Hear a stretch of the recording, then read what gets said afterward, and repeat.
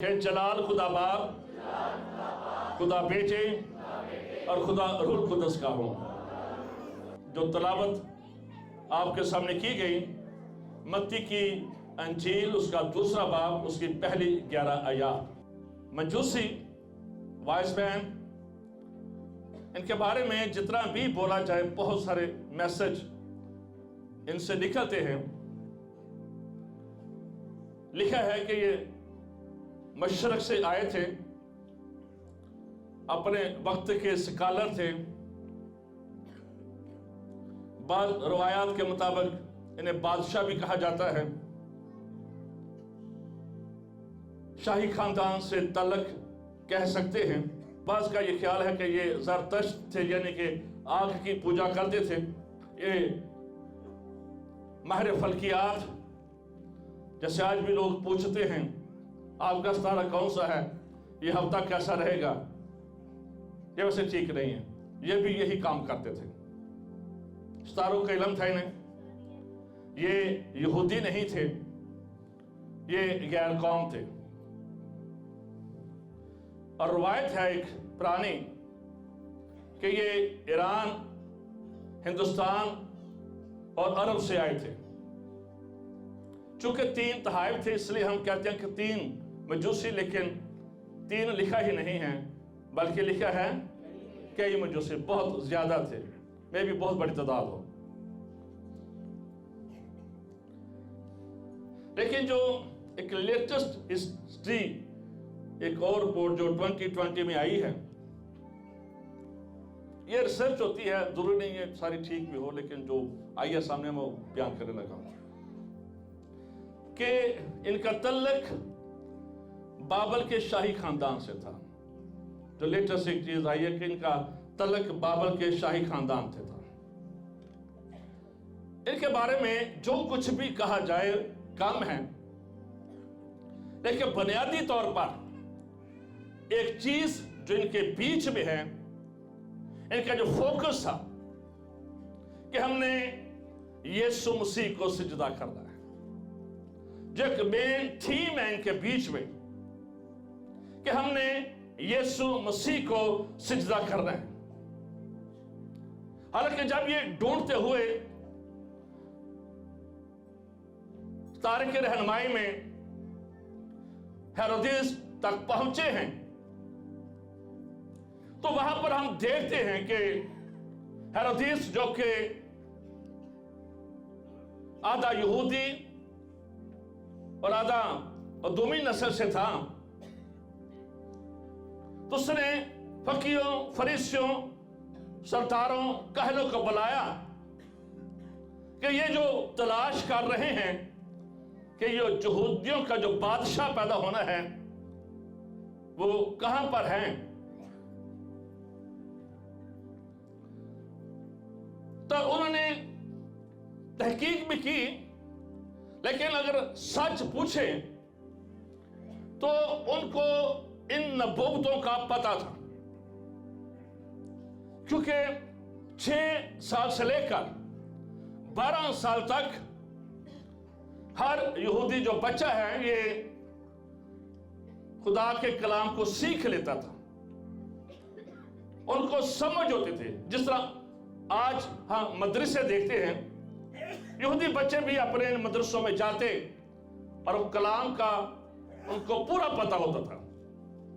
और ये जो सरदार का है, फकीर और फरीसी, इनको पता था कि एक बादशाह पैदा होना है, लेकिन उसके बावजूद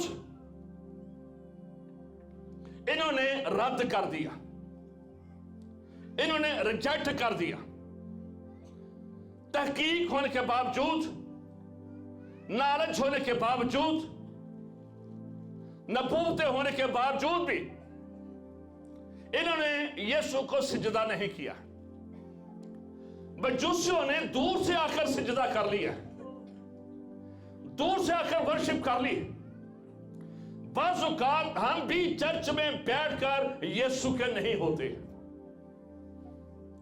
चर्च में बैठकर भी हमारे अंदर एक फासला होता है मसीह के बीच में और हमारे बीच में, और हम लायक तौर पर उसे ऑनर नहीं कर पाते। इनको पूरा नॉलेज है बाप दादा से, पैदाइशी से नबूवत शुरू हो गई थी कि एक शख्सियत आएगी जो कि इब्लीस के सर को कुचलेगी। अब्राहम को कहा गया था कि कौमें तेरे वसीला से बरकत पाएंगी। ये सारा नबी बार बार, इसके अलावा बहुत सारी पेशन गोइयां, मीका बहुत सारा जिक्र है, यर्मिया में जिक्र है, सादिक शाह का जिक्र।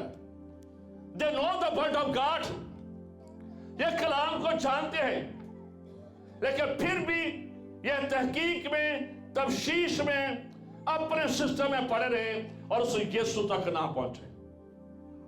बस औकात हम भी साला साल क्रिसमस सेलिब्रेट करते हैं, खर्चे भी करते हैं, इबादत भी करते हैं, लेकिन उसके बावजूद द रियल क्राइस्ट हमसे दूर रहता है। रस्मात रह जाती है, मजहब रह जाता है, शिकायत रह जाती हैं और यीशु हमारी जिंदगी में नहीं होता है। ये सारा नॉलेज हासिल करने के बावजूद भी हम ये देखते हैं कि ये यीशु से दूर है। अपने हरनाल की वजह से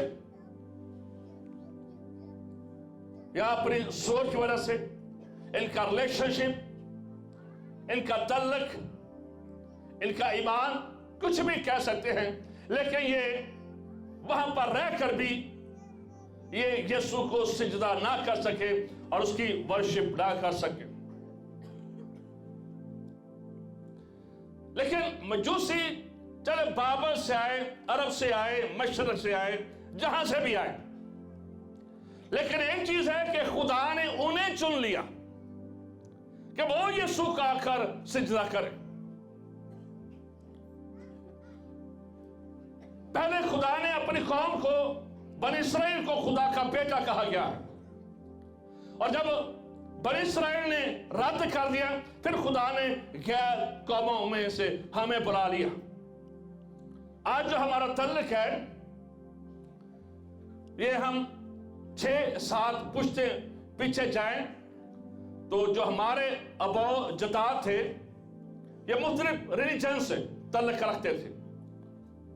जादूगरों से भी हो सकते हैं, बुत परस्तों से भी हो सकते हैं, सिखों से भी हो सकते हैं, वाल्मीकि भी हो सकते हैं, बहुत सारे हिंदू कबाइल हैं और सारे बहुत सारे मजहब हैं। हमारा जो एक पीछे चले जाए तो हमारा कोई ना कोई ग्रैंड फादर वहां से आया है और फिर हम मुसीहत पे आए। तो ये खुदा की मेहरबानी कि जब अपने रद्द कर देते हैं तो फिर खुदा दूसरों को उठा खड़ा करता है।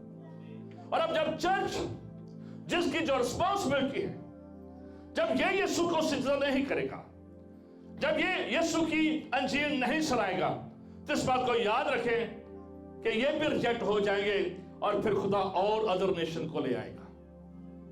पास रहकर उन्होंने सिजदा नहीं किया है और खुदा इन मजूसियों को ले आया, और ये मजूसी इस बादशाह को सीधा करने के लिए हम देखते हैं कि उस जगह पर पहुंच जाते। बाज़ आज भी चर्च इस बहस में पड़ा है। हमारी ये डिस्कशन ही है, बपतिस्मा बच्चे का हो या बड़े होकर हो, पानी फेंकने वाला छींटों का बपतिस्मा हो या डबोरे का बपतिस्मा। आज भी चर्च इसी चक्कर में पड़ा है। दाया की देनी है, नए हजरामे की तालीम है या पुराने हजरामे की तालीम है, तालियां बुझानी चाहिए या नहीं बुझानी चाहिए, तज़ीम करनी है, सीधा करना है। चर्च आज भी इसी डिस्कशन और इसी तफसीस में उन सरदार कहने की तरफ पड़ा हुआ है। सारा कुछ उनके पास नबूवत थी, उनके पास नॉलेज था, बाय बर्थ वो खुदा के कलाम को सीख रहे थे, बाय बर्थ हम भी इन चीजों को देख रहे हैं। खुदा की ये मेहरबानी है कि आज हम खुदा के कलाम को उर्दू में पढ़ सकते हैं, सुन सकते हैं, जो नहीं पढ़ सकते सुन सकते हैं। हर जुबान में खुदा का कलाम मौजूद है, लेकिन उसके बावजूद आज भी कई ग्रोह में, चर्चेस में तफसीश है, तहकीक है हम क्या करें क्या ना करें। हमने तो बचपन में बपतिस्मा ले लिया था, दायकी देनी चाहिए कि नहीं देनी चाहिए, ऊंची दुआ करनी चाहिए कि नहीं करनी चाहिए, बस हम इसी तहकीक में पड़ गए। और इस तहकीक में पढ़ने का नतीजा क्या हुआ कि उन्होंने यीशु को सिजदा नहीं किया और दूर ही रह गए। दूर से खुदा बंदे ले आया, दूर से खुदा बंदों को ले आया। मजूसी दूर से आए, 2 साल उनको लग गए पहुंचते पहुंचते। इसका मतलब है कि उन्हें बहुत ज्यादा ट्रैवल किया है, 2 साल उनको लग गए। इन्होंने 3 तरह के तोहफे दिए थे, सोना, मोर और लोबा। इन 3 तहाइफ के अंदर पूरी बाइबल मुकद्दस मौजूद है। इन 3 तहाइफ के अंदर द होल बाइबल इन तीनों के बीच में है। ये 3 तहाइफ सोना, मोर, लबान पैदाइश से लेकर मुकाशा तक की ये नुमाइंदगी करते हैं। ये सिर्फ तहाइफ नहीं थे, कहानत या बादशाह या दुख की बात नहीं थी। इनके बाद में बहुत सारे रेवलेशन थे, लेकिन खुदा ने अपना रेवलेशन, खुदा ने अपना मुकाशा इन मजूसियों को दे दिया। जब अपने उस रेवलेशन को हासिल नहीं करते हैं, जब अपने खुदा के आवाज नहीं सुनते हैं, तो फिर खुदा किसी दूसरे को उठा खड़ा कर देता है। खुदा अपना मुकाशा किसी खादम के वसीला से, आपकी बीवी के वसीला से, आपके शौहर के वसीला से भी खुदा नबूवती बात कर सकता है, खुदा बोल सकता है, खुदा कुछ भी कर सकता है। लेकिन आपने उसे रद्द कर दिया। अगर मोर को देखा जाए तो जब मोर को मसीह खुदा के सामने पेश किया गया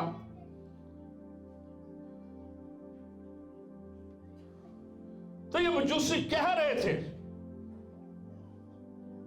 मोर पेश करने का मतलब था कि तू वो शख्सियत है, तो वो पर्सनैलिटी है जिसने नस्ल इंसानी के लिए मरना है। वो ये कह रहे थे कि तू वो शख्सियत है जिससे कुल अक़वाम के लिए कुर्बान होना है। और ये बड़ा डिफरेंट तोहफा था। किसी के यहां बच्चा पैदा हो, आपको पता चल जाए और आप साथ का बात से कफन लेकर उसके घर में पहुंच जाए, वो क्या होगा भाई? साथ का बात से राजा बाजार से बच्चा हुआ है, अब बच्चे को देखने जा रहे हैं और आप कफन ले गए हैं। लेकिन मजूसी नो, दे नो, उनको पता था कि इसका, उनको यह मुकाशा मिल गया था, उनको यह रेवलेशन मिल गया था। ये ऑर्डिनरी शख्स नहीं है, उनको ये आ गया था दिन। जब हम यीशु की पैदाइश की बात करते हैं तो इस बात को याद रखें कि हमें ये चारों अनाजील में मरियम, यूसुफ, शमौन, आपको एक पाकरू का नजूर, पाकरू की रहनुमाई कसरत से नजर आती है। शमौन को अब एक तरह से मुकद्दस मरियम और यूसुफ यीशु को हैकल में ला रहे हैं, इधर से मशरक से वो अपने बच्चे को ला रहे हैं, इधर से मगरब से खुदा शमौन को कह रहा है जा भी, तू भी हैकल में चला जा, बच्चा आ रहा है। रूह कुदस का नज़ूर बीच में हमें सारे सिस्टम में देखते हैं। उन्हें ये रेवलेशन नहीं रहा था, कोई बता नहीं रहा था, मुजूसियों को किसी ने बताया नहीं है, लेकिन खुदा ने गैर कौमों के चुन लिया, अपना रेवलेशन दे। बच्चा पैदा हो रहा, मरने की चीजें ले जाए, ये कहां की बात है ना? हैरान खोलो, बच्चा आया है, आप मरने की चीजें ले गए हैं। इसका मान है कि उन्हें ये चीज उनके दिल तक, दिमाग तक पहुंच गई थी कि जो शख्सियत है, ये वो शख्सियत है जिसने तमाम सिनर्स के लिए, तमाम नस्ल इंसानी के लिए अपना खून बहाना है। ये वो शख्सियत है जिसके मुंह पर थूका जाना था। ये वो शख्सियत है जिसने सलीब उठाए थे। ये वो शख्सियत है जिसने अपना दम सलीब पर दे देना था। ये पैगाम वो लेकर आए थे कि यीशु तू वो है जिसके बारे में पेशन गोइयां की गई है, जिसके बारे में कई सौ साल पहले कहा गया था एक निजात दहिंदा आएगा, यीशु के ताने से आएगा, एक 12 साल पैदा होगी। एक रेवलेशन था जो उन मजूसियों के पास था। जब चर्च क्लियरली खुदा की आवाज नहीं सुनेगा, तहकीक और तफ्शीश में पड़ा रहेगा, तो फिर ये रेवलेशन किसी और के पास चले जाएंगे, ये मुकाशे किसी और के पास चले जाएंगे और खुदा फिर और अदर नेशंस को उठा लाएगा और हम रद्द कर दिए जाएंगे।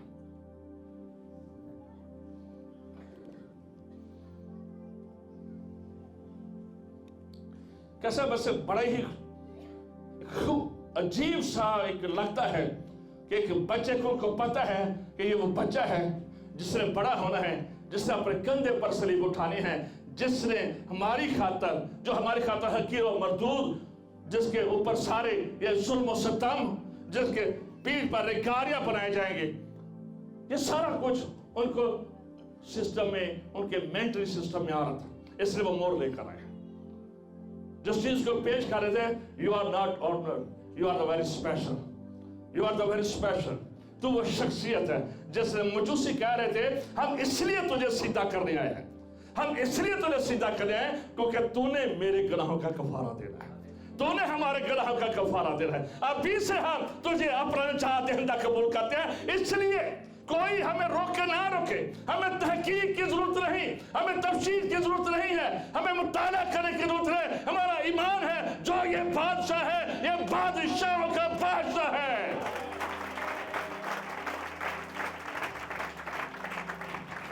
ये रेवलेशन उन तक पहुंचा है। Serve your God and serve your Jesus Christ and serve your church and serve your people.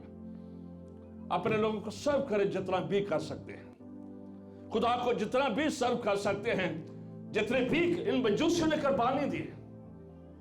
2 साल मुसलसल ट्रैवलिंग में, मैं 2 साल से ये ट्रैवलिंग कर रहे, कीमत दी। जब चर्च कीमत नहीं देगा तो इस बात को याद रखें, ये अजर, ये ब्लेसिंग किसी और के पास चली जाएगी। अगर चर्च अपने आप को सेव करता रहेगा, आप अपने वक्त को सेव करेंगे, अपने रुपए पैसे को सेव करेंगे, तो आपकी जगह खुदा किसी और को उठा खड़ा करेगा। यही हुआ है। यहूदियों ने रिजेक्ट कर दिया, खुदा ने हमें चुन लिया है। और आज चर्च का भी यही हाल। चर्च बिजी है दुनिया में, चर्च बिजी है अपने कामों में, चर्च के पास टाइम नहीं है कि अंजीर सुनाए या रेगुलर चर्च आए या रेगुलर इबादत करे या रेगुलर खुदा के साथ खुदा को दे। हम अपनी तहकीक में, अपने कामों में पड़ गए हैं। और इस बात को याद रखें, अस्तर 4:14 में लिखा है, अगर तू इस वक्त खामोशी इख्तियार करे तो खलासी और नजात यहूदियों के लिए किसी और जगह से आएगी, पर तू अपने बाप के खानदान समेत हलाक हो जाएगी। और क्या जाने तू ऐसे वक्त के लिए सल्तनत को पहुंची है। मर्दकी ने अस्तर को यह पैगाम भेजा, अगर तू नहीं खड़ी होती, अपनी कौम के लिए तेरे अंदर बोझ और दर्द नहीं आता,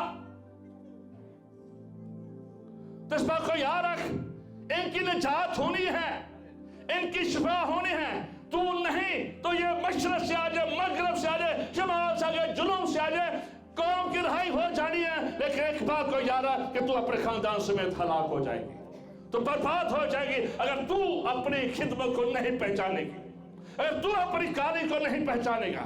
हर जिंदगी के लिए खुदा का रेवलेशन है, हर जिंदगी के लिए खुदा का कलाम है।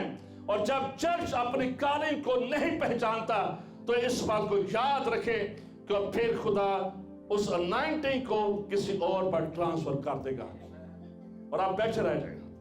मर्द की यही कह रहा था आसर को, अगर तू ना उठेगी, तुझे उठने की जरूरत है, पाकिस्तानी चर्च को उठने की जरूरत है, पाकिस्तानी पास्टर लीडर्स को उठने की जरूरत है।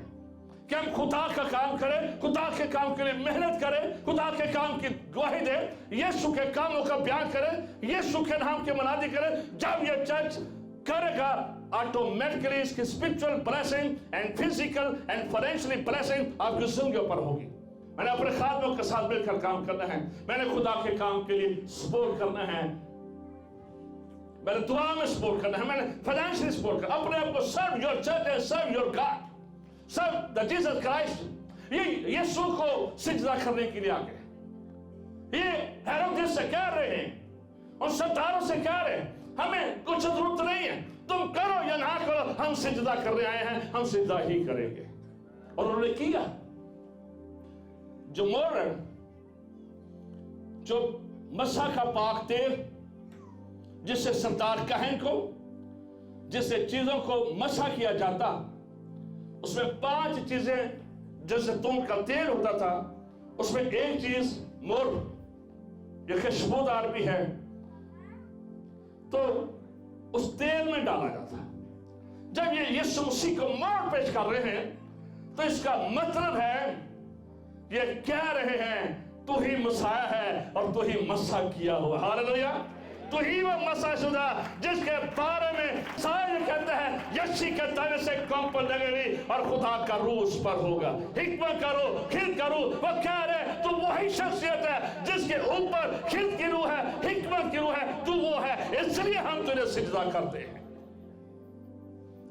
और के अंदर ये सारी खूबियां होती थी।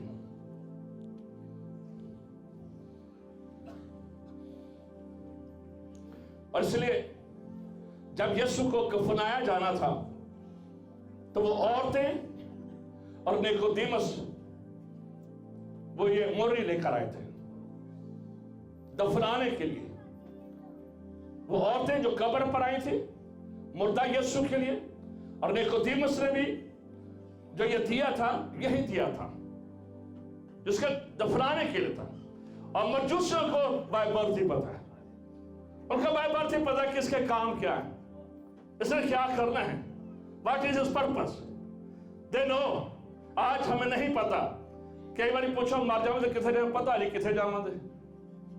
जज को ये भी नहीं पता मर गए तो किथे जावा दे, पता नहीं जावा दे कि नहीं जावा दे। फिर भी कहते हैं दुआ करो कि पहुंच जाए। जब पता है तो इतना कहेंगे दुआ करो कि पहुंच जाए, पता नहीं ना, इसलिए फिर हम जाकर कब्रों को धोते हैं, फूल चढ़ाते हैं, ला देते हैं। यही नहीं पता वो तो बंदा है नहीं जिधर तुम गए होते, और जिसके लिए गए वो तो है नहीं है। अगर वो ईमानदार है तो बाप अब्राहम की गोद में है, तो अगर वो गुनाह चमारा हेर होती है फिर ठीक है, फिर उसको फूल पत्तियां गुड्डे दे फूल गुलाब दे फूल जाने चाहिए क्योंकि उसे में तो जे अगर मां नहीं उधर है उधर, ये आपका मां क्लियर करना है कबीर वो कहां पर है। ईमानदार यहां नहीं होता है। ईमानदार पीर बताई दे कब्रिस्तान च नहीं, ईमानदार गोरख कब्रिस्तान च नहीं है।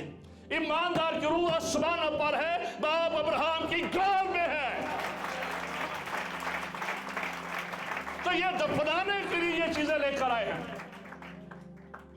ये इसके साथ साथ ये मोर जो है ये खुशबू को भी पेश करता है।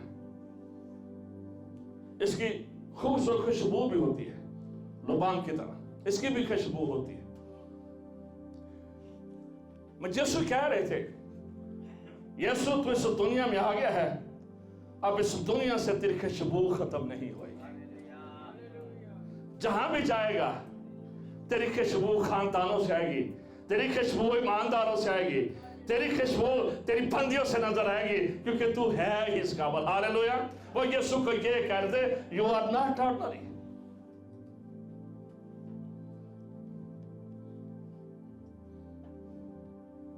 वो यीशु को ये भी कह रहे थे ये जो मोर है ना, वो यीशु को ये कह रहे थे कि तू शाफी भी है हमारा, यू आर द हीलर। उनको यह भी पता था कि ये हमारा हीलर है, और खुदा के कलाम में लिखा है वो अपने कलाम को नाज़िल फरमाकर अपने लोगों को। और यूहन्ना की अंजील में क्या लिखा है? इब्तिदा में कलाम खुदा के और कलाम खुदा था। इस कलाम में जो मुजस्सम है शिफा भी है। दे नो मोड के अंदर ये मेडिसिन में भी यूज होता है। ये अर्थराइटिस के लिए, ये कैंसर के लिए, ये कोड़ियों के लिए, ये कफ के लिए, ये लंग्स की कंजक्शन के लिए और बहुत सारी बीमारियों के लिए भी इस्तेमाल होता है। जब यीशु के पास मर लेकर आए हैं तो वो कह रहे हैं सिर्फ तू रूहों का हीलर नहीं है, तू बदलों का भी हीलर है। तेरे खून बहाने से, तेरे शरीर देने से हम बीमारियों से शिफा पा जाएंगे।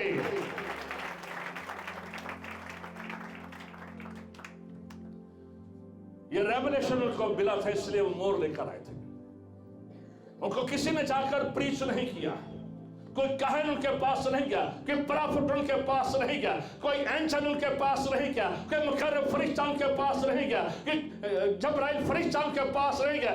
बट खुदा ने अपने पाक रूह के वसीला से उनके दिल में यह बात डाली कि जो आया है ये वही है जिसने सारी दुनिया के लिए दम देना है, ये वही है जिसने सारी दुनिया के लिए अपना खून बहाना है, और ये वही है जो किसके खून को लेगा अपनी बीमारियों से, हर तरह की बीमारियों से शिफा पा जाएगा।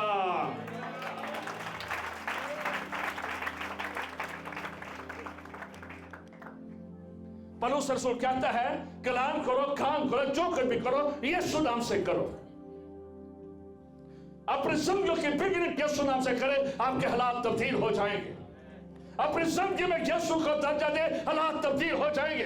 अपनी जिंदगी में वर्ड ऑफ गॉड को दर्जा दे, हालात तब्दील हो जाएंगे। अपने कारोबार में खुदा के कलाम को दर्जा दे, हालात तब्दील हो जाएंगे, अपने लेवल में दाखिल हो जाएंगे।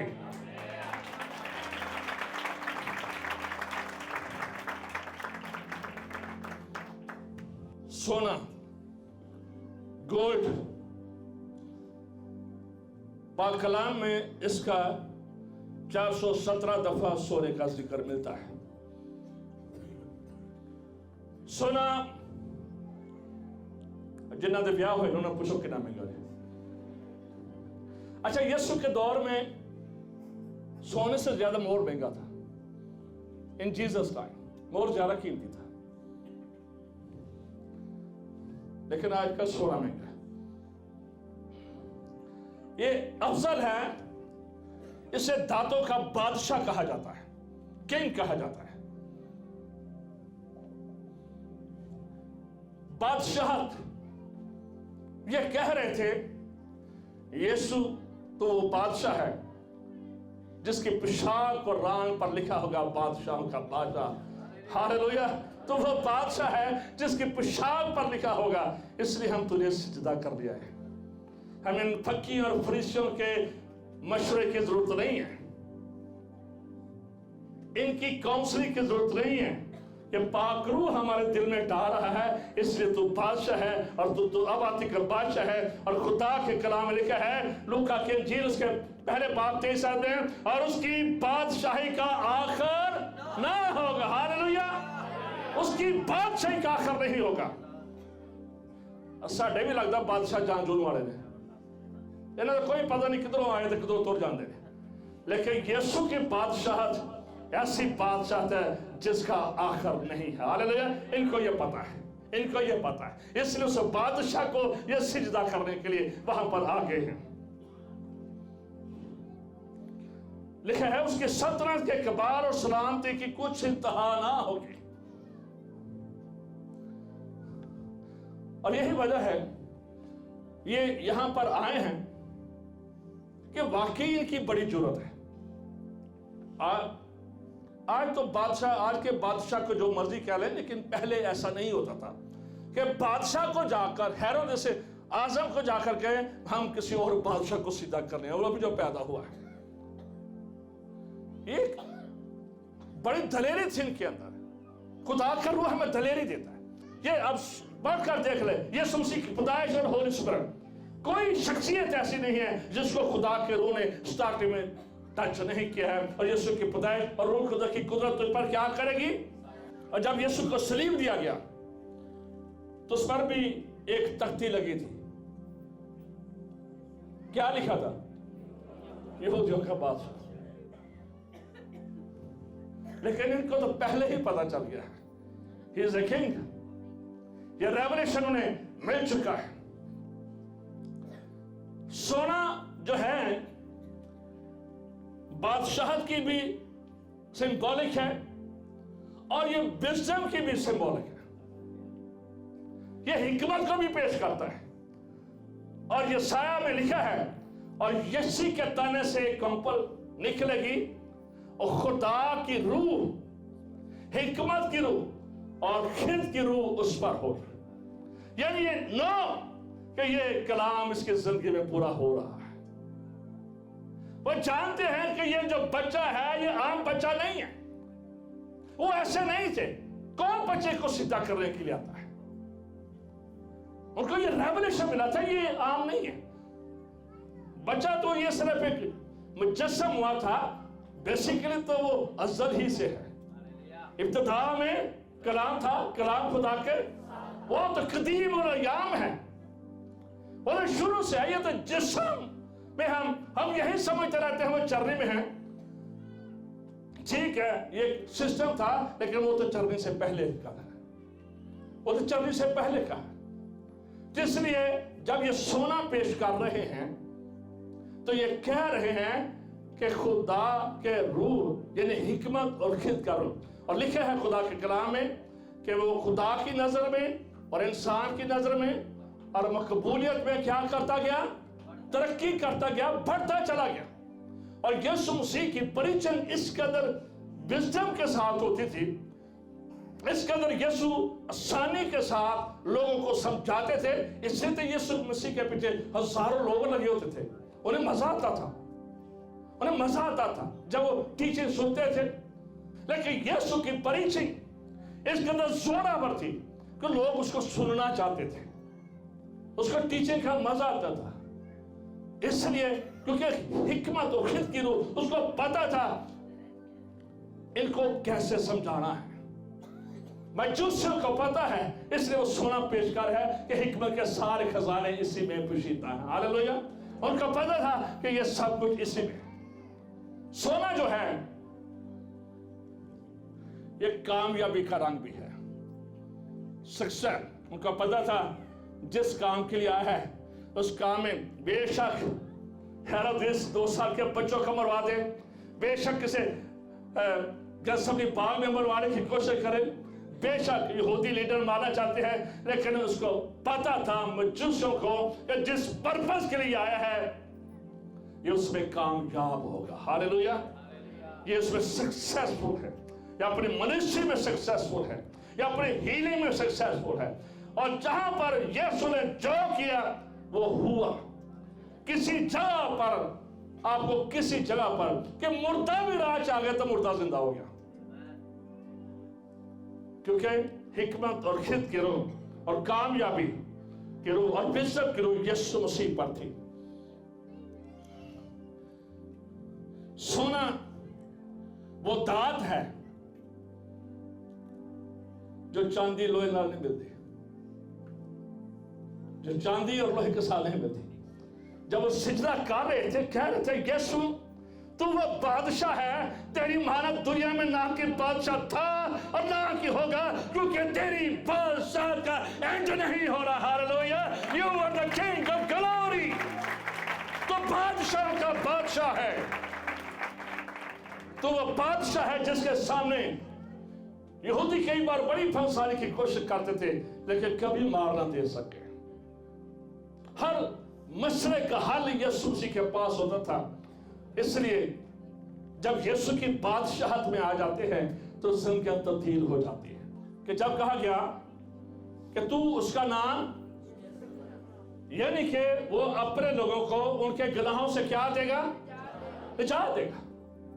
आज दुनिया में बहुत सारे देवी देवता, बहुत सारे काज हैं, बहुत सारे कलेम हैं, हजारों की तादाद में रिलीजन है, हजारों की तादाद में पैरोकार हैं, हजारों की तादाद में ऐसे ट्राइब हैं जो दुनिया की कई अर्ज में रहते हैं, बड़े आज़मों में रहते हैं, गोरे हैं, काले हैं, लेकिन किसी का ये दावा नहीं था कि वो गुनाहों से निजात देगा। ये सिर्फ यीशु मसीह ने अमली तौर पर पेश करके दिखा दिया कि वो सिन्नर को, गुनाहगारों को रहाई देता है, खुशखबरी देता है और निजात देता है। जिसने यीशु मसीह को कबूल कर लिया है, वाकई ही कर लिया है, जिसने वाकई ही अपनी जिंदगी दे दी है, वो पर तब्दील हो जाता है।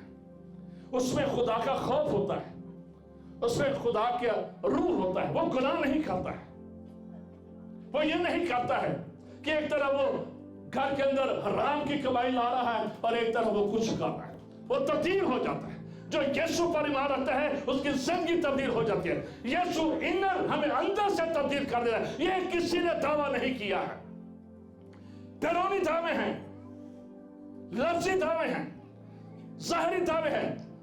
हकीकी दावा यीशु ने किया और करके दिखाया और गुनाहगारों को तब्दील करके ईमानदार बनाकर और अपने साथ लेकर गया। हालेलुया! यीशु के लिए जोरदार ताली बजाएं।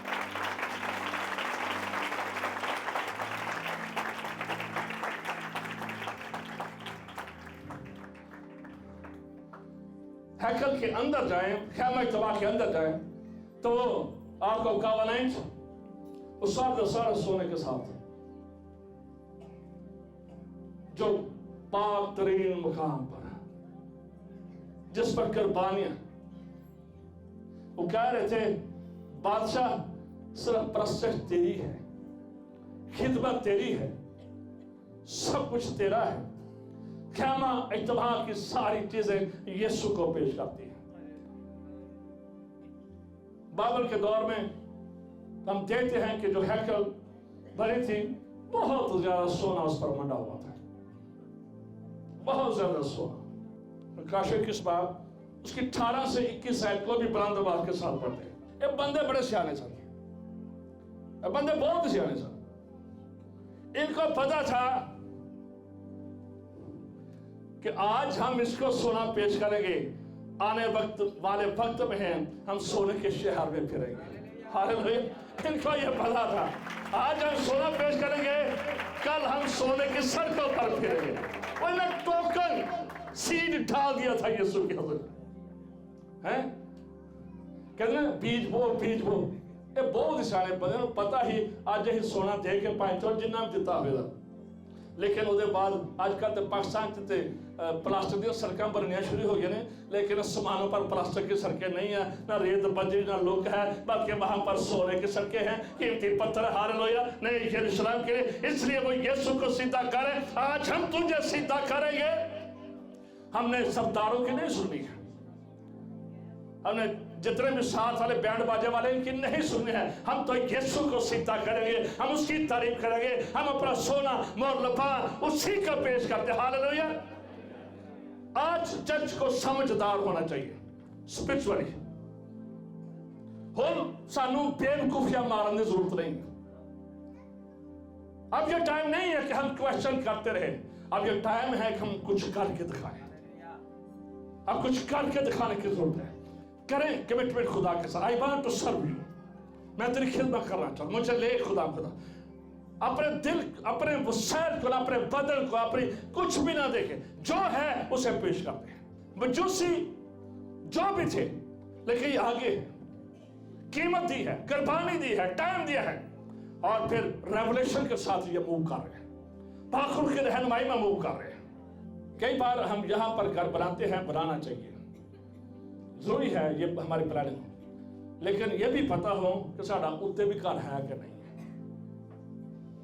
थले ना बनाते रह जाइए, उत्ते भी घर होना चाहिए, आसमान पर भी। इनको पता था कि आने वाले वक्त में सोने की सरकार यीशु बादशाह ने देनिया ने, इससे हमारा कह ला यीशु है साढ़े वाले एडवांस सोना फड़ना है। हालेलुया! आखिर में लबान, इसको बखूर भी कहा जाता है, इसको ऊद भी कहा जाता है, ये भी एक मसाला है।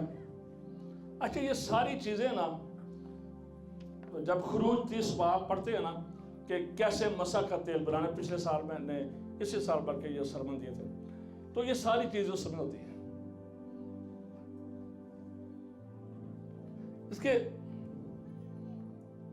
इसका कहानत को जहर करता है। ऐसे प्रिस्ट, सरदार प्रिस्ट जहर करता है। ये जब जलाया जाता है, ये मसाला है बेसिकली, जब ये जलाया जाता है ना तो इसकी खुशबू दूर दूर तक आती है। इसकी बड़ी खुशबू होती है, जो असर होता है, और ये कीमती होता है। फिर से बात वही आ जाती है, एक औरत ने यीशु मसीह के सर पर तेल अंडेला, तो उसकी कहानी आज भी हम सुनाते हैं। यहूदा इस्करियोती कह रहा था यह जाया किया गया, लेकिन उसको नहीं पता था कि आज भी उसकी खुशबू 2000 साल बाद भी आ रही है, 2000 साल बाद भी आ रही है। और कहते हैं कि 4 सदा में ये परफ्यूम की फैक्ट्रियां थी 7 तकरीबन, और यहां से परफ्यूम हिंदुस्तान जाता था, दिल्ली जाता था, और फिर दिल्ली से ये यरूशलेम में जाता था, जो यीशु के दौर में। अभी उन फैक्ट्रियों का इतना कोई नाम निशान नहीं है, लेकिन पुरानी, बहुत पुराना ये शहर है 4 सदा, बहुत बड़ा, पूरे एशिया का सबसे बड़ा कब्रिस्तान है वहां पर। आप भी लुबान, बखूर या ऊद, ये उनका ईमान था कि हमारा ईमान तेरी जात पर है।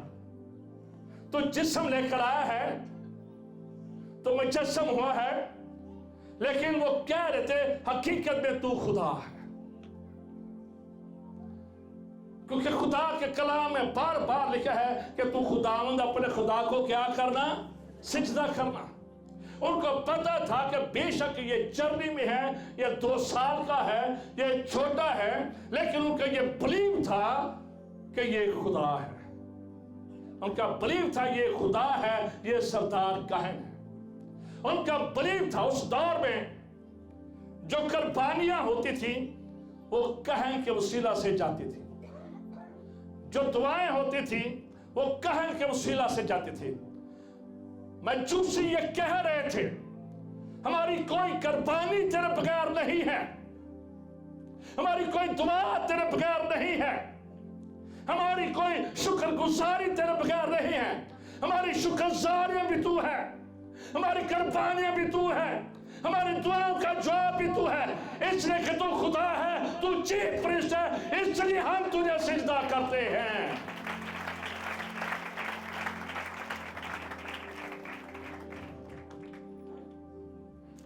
यहूदी तहकीक कर रहे हैं, ये तहकीक ही करते रह गए हम चारे हैं, ये भी ਉਹਦੇ ਚ लगे हैं ना। अब ये तहकीक है दा यकी देनी चाहिए है। हवाला नवे च कढ़ के दसो, नवा हवाला पे किथे लिखे डंड पा के दुआ करो, कड्डो हम की हवाला है।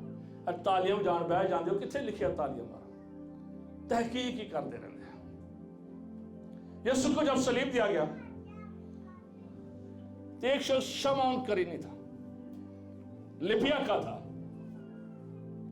उसने कहा तुम सजा दो, तुम सलीब दो, तुम थप्पड़ मारो तो मुंह पर थूको।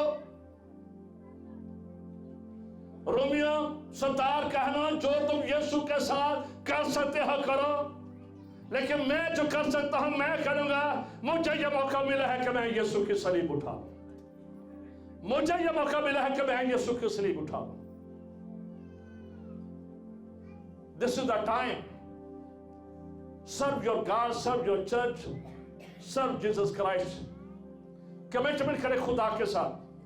I want to serve you.